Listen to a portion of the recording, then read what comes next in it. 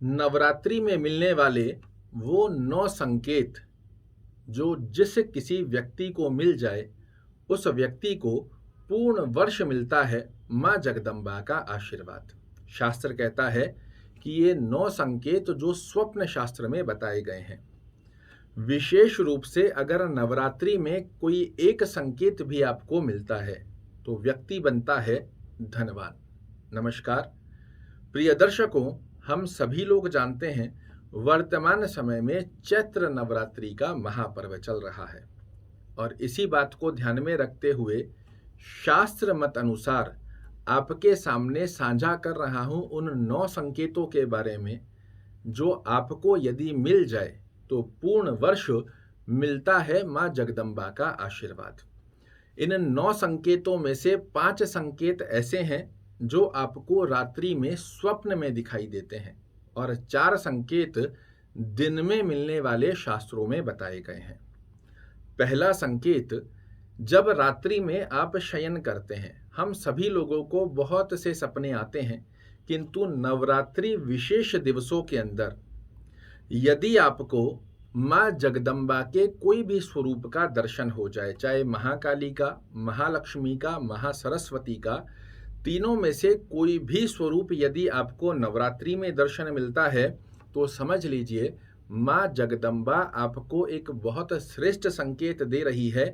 जो कि आपकी किस्मत संवार सकता है। इसे बड़ा ही शुभ माना गया है, विशेष रूप से नवरात्रि में यदि स्वप्न में आपको ये दर्शन दे।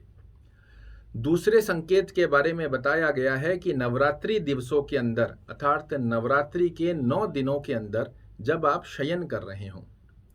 रात्रि में आपको जल के दर्शन हो, चाहे वो समुद्र स्वरूपी है, चाहे वो नदी स्वरूपी है, चाहे तालाब स्वरूपी है, स्वप्न के अंदर या तो आपको समुद्र के दर्शन, जल के दर्शन हो या फिर हरियाली के दर्शन, कोई खेत देख रहे हैं, बड़े बड़े वृक्ष देख रहे हैं, हरियाली चारों तरफ आपके लिए बनी हुई है, तो ये बहुत ही शुभ संकेत आपके लिए माना गया है, जिसे शास्त्र कहता है कि जल जैसी परिपूर्णता आपके जीवन में आती है और हरियाली जैसी खुशियां माँ लक्ष्मी, महाकाली, महासरस्वती, त्रिगुणात्म शक्ति का जगदम्बा के आशीर्वाद से आपके जीवन में खुशहाली और परिपूर्णता, हर तरीके की परिपूर्णता उस व्यक्ति को मिलती है जिस व्यक्ति को नवरात्रि के अंदर जल के या हरियाली के दर्शन हो जाए। तीसरा स्वप्न स्थिति का योग नवरात्रि में बताया गया है। रात्रि में जब आप शयन कर रहे हो, ऐसी स्थिति में कोई छोटी कन्या आपको दर्शन दे, किसी भी स्वरूप में, चाहे वो आपकी बेटी हो सकती है, आपकी जानकार हो, जानकार ना हो, कोई छोटी कन्या हो, या फिर सौभाग्यशाली कोई महिला जो नव विवाहिता हो, जिसका नया नया विवाह हुआ हो, ऐसी महिला यदि आपको स्वप्न में दर्शन दे, ये साक्षात माँ लक्ष्मी का बहुत सुंदर स्वरूप बताया गया है और शास्त्र कहता है नवरात्रि में स्वप्न के अंदर छोटी कन्या या नव विवाहिता को यदि आप देखते हैं, ये आपके जीवन में खुशियां भरने का एक बहुत बड़ा संकेत शास्त्र मत अनुसार बताया गया है। चौथा संकेत बताया गया है, यदि स्वप्न के अंदर आप धन के दर्शन करें, स्वर्ण अर्थात सोने के दर्शन करें, चांदी के दर्शन करें, किसी भी प्रकार में किसी को ले रहे हैं, दे रहे हैं, कहीं पर पड़ा हुआ दिखाई दे रहा है, ऐसी कोई भी गतिविधि यदि आपको नवरात्रि महापर्व के 9 दिवस के भीतर भीतर वाले सपने में, ऐसे तो हमें रोजाना ही कुछ ना कुछ सपने आते हैं, किंतु इन 9 दिवसों के अंदर यदि आपको धन से संबंधित या मुद्रा से संबंधित कोई स्वप्न आता है, ये आपके जीवन में धन से संबंधित समस्याओं को निजात देता है और बनाता है आपको धनवान। 5वीं स्थिति का योग जो कि विशेष रूप से स्वप्न संबंधित स्थिति में है। रात्रि काल में आप शयन कर रहे हैं, आपको स्वप्न के अंदर शेर दिखाई दे या फिर हाथी दिखाई दे, किसी भी स्वरूप में दिखाई देता है। शेर वो जानवर है जिसे देखकर ही व्यक्ति डरता है, किंतु यदि नवरात्रि में आपको शेर या हाथी के दर्शन होते हैं, ये आपके जीवन में, समाज में, कुटुंब में, परिवार में, कर्म क्षेत्र में आपको राजा का पद दिलाने जैसी स्थिति बनाता है। हाथी के दर्शन देना आपको समाज में, परिवार में, कुटुंब में, आपके कर्म क्षेत्र में पूर्ण रूप से शक्तिशाली और दक्षता का स्वरूप देता हुआ पाया जाता है। अब हम बात करते हैं उन 4 स्वप्न के बारे में जो दिन में आपको अगर मिलते हैं तो बनता है बहुत ही श्रेष्ठ संकेत। नवरात्रि दिवस में यदि आप कहीं जा रहे हैं और रास्ते में आपको गिरा हुआ पैसा मिले, चाहे वो 1 रुपए का सिक्का है, चाहे 100 रुपए है, चाहे 50 रुपए, कुछ भी मुद्रा यदि आपको नवरात्रि के अंदर कहीं गिरी हुई मिले, इसे बहुत ही शुभ संकेत बताया गया है। ये आपके धन की स्थिति में बहुत अच्छी पुष्टि करता हुआ पाया जाता है। और साथ में आपको बता दूं, यदि आपको नवरात्रि में धन कहीं पर भी गिरा हुआ मिलता है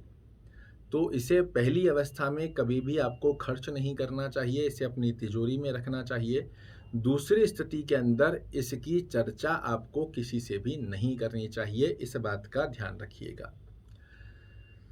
7वीं अवस्था या फिर दिन में मिलने वाली दूसरी अवस्था, आप जगदम्बा का पूजन कर रहे हैं, आरती कर रहे हैं, पाठ कर रहे हैं। ऐसी अवस्था में आपने जगदम्बा को जो माला अर्पित की है या उनके मस्तक पर या हाथ में जो पुष्प रखा है, पूजा करते समय, आरती करते समय अगर वो मूर्ति के ऊपर से या जो माता के चरणों में आपने पुष्प चढ़ाए हैं उन पुष्पों में से कोई पुष्प नीचे गिर जाए तो ये माता का साक्षात बहुत सुंदर एक संकेत माना जाता है जो कि आशीर्वाद स्वरूप के अंदर आपके लिए काम करता है। इस संकेत के पश्चात महालक्ष्मी आपको धन से पूरित करती है,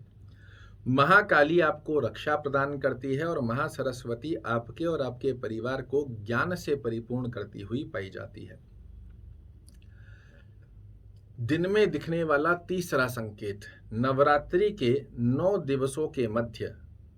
हम सभी लोग कुछ ना कुछ, आजकल तो डिजिटल सिस्टम चालू हो चुका है, किंतु फिर भी कुछ ना कुछ पैसे हम हमारे पॉकेट में अवश्य रखते हैं। ऐसी स्थिति में जब आप वस्त्र धारण कर रहे हो और धारण करते समय उतार रहे हैं या पहन रहे हैं, उस समय की अवधि के अंदर आपके ही पॉकेट से पैसे गिर जाएं, ये बहुत शुभ संकेत बताया गया है। आपके घर में पूर्ण अगले नवरात्रे तक, जो चैत्र नवरात्रि अगली वाली आएगी, यहाँ तक शास्त्र कहता है कि पूरे वर्ष आपके घर में लक्ष्मी खनकती रहती है। अब यहाँ ध्यान रखने की बात यह है कि ये चलाकर नहीं करना है, अगर स्वतः से गिरते हैं तो ही ये संकेत मान्य माना जाता है। और चौथा संकेत जो दिन में दिखने वाला है, नवरात्रि के मध्य आपके घर में कोई भी अलग सी जो कि सुगंधितता को दर्शाती हो, ऐसी खुशबू आना प्रारंभ हो जाए, चाहे वो इत्र जैसी हो, चाहे कोई पुष्प की सुगंधित द्रव्य हो। और ये संकेत मैंने प्रत्यक्ष में देखे हैं। नॉर्मली हम डीओ परफ्यूम का यूज़ करते हैं, बट वो हमारी बॉडी पर तो खुशबू करता है, हमारे घर में नहीं। किंतु जब सायंकालीन समय में, दिन में, प्रातः काल में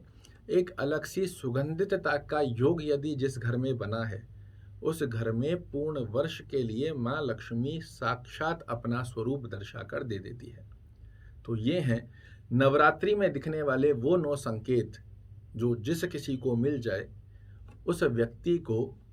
गरीब से गरीब होने के पश्चात भी त्रिगुणात्मक शक्ति का राजराजेश्वरी बना देती है। धन्यवाद। आशा करता हूँ मेरे द्वारा दी गई ये जानकारी आपको पसंद आएगी। कल फिर से एक नई जानकारी लेकर आपके सामने उपस्थित होऊंगा। तब तक प्रेम से बोलिए जय माता दी।